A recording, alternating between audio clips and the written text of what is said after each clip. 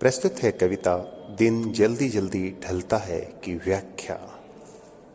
निशा निमंत्रण से संग्रहित हरिवंश राय बच्चन जी द्वारा लिखित यह है कविता समय की निरंतर गतिशीलता को दर्शाती है।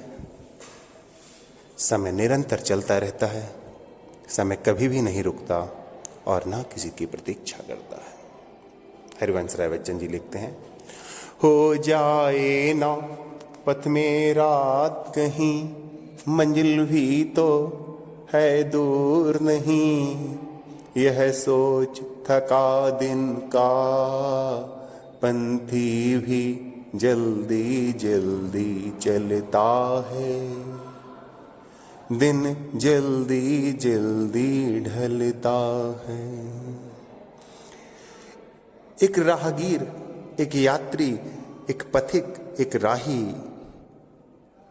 यह जब सोचता है कि कहीं मंजिल में मिलने से पहले ही किसी तरह की रुकावट रास्ते में ना आ जाए, उसकी यात्रा में, उसके इस जीवन में, उसके पथ में किसी तरह का कोई व्यवधान, रुकावट, अड़चन ना आ जाए, दिन समाप्त हो रहा है, यह सोच कर थका दिन का पंथी भी, दिन भर का थका हुआ पंथी यात्री भी जल्दी जल्दी चलने लगता है कि मेरी मंजिल तो अत्यंत निकट है, मेरी मंजिल बहुत ज़्यादा दूर नहीं है। कहीं ऐसा ना हो जाए, कोई अड़चन आ जाए, कोई रुकावट आ जाए। वह कम से कम समय में मंजिल को प्राप्त करना चाहता है और उसके कदमों में तेजी आ जाती है।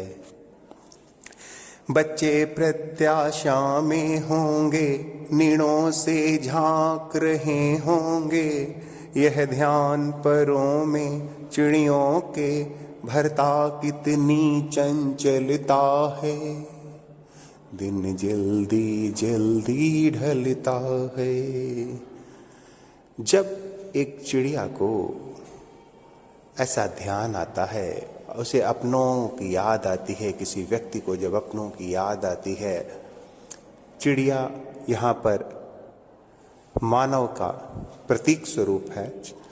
करें बच्चा एक चिड़िया को यह ध्यान है आता कि बच्चे प्रत्याशा में होंगे, नीड़ों से झांक रहे होंगे, कि मेरे बच्चे मेरा इंतजार कर रहे होंगे, मुझसे मिलने को व्याकुल हो रहे होंगे, घोंसलों से झांक रहे होंगे।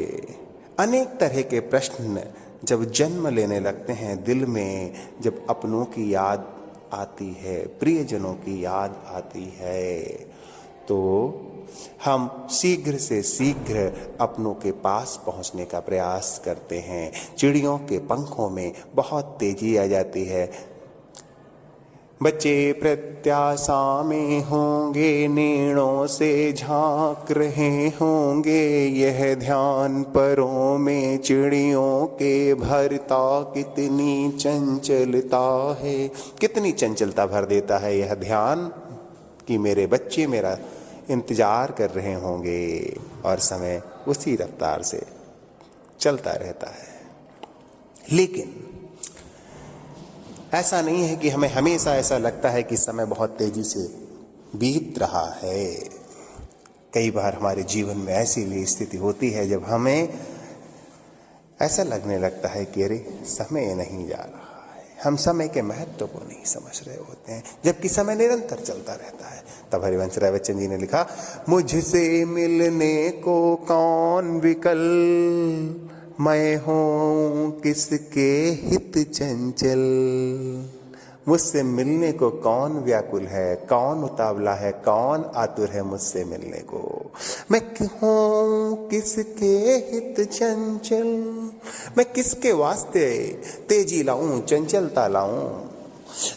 यह प्रश्न शिथिल करता पद को, भरता उर में विह्वलता है। ऐसा प्रश्न कदमों को शिथिल कर देता है।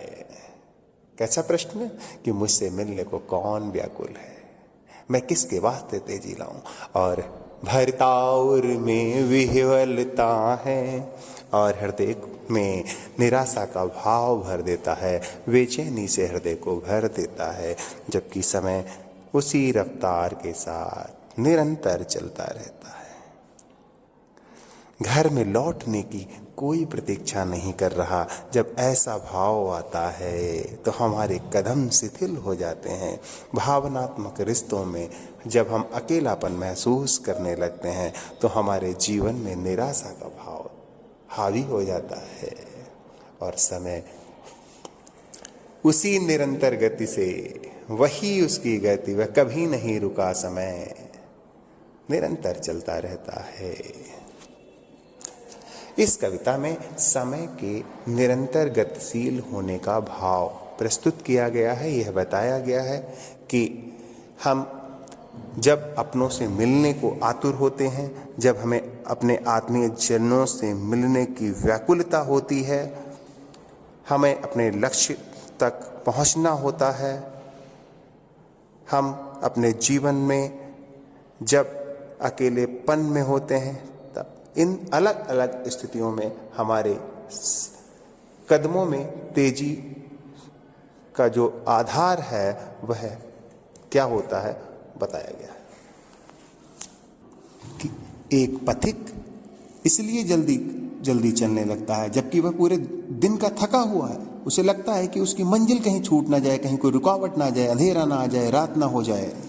और एक चिड़िया के कदमों के पंखों में चंचलता आ जाती है, कि व्यक्ति के कदमों में चंचलता आ जाती है, तेजी आ जाती है जब उसे अपने बच्चों का, अपने आत्मीय जनों का, प्रियजनों का ध्यान आता है कि वो मेरा इंतजार कर रहे होंगे। लेकिन वहीं तब हमारे कदम कमजोर हो जाते हैं, जब हमारे मन में ऐसे प्रश्न जन्म लेते हैं कि मुझसे मिलने को कौन आतुर है, मैं किसके वास्ते चंचलता रहूं, जबकि समय निरंतर गतिशील है।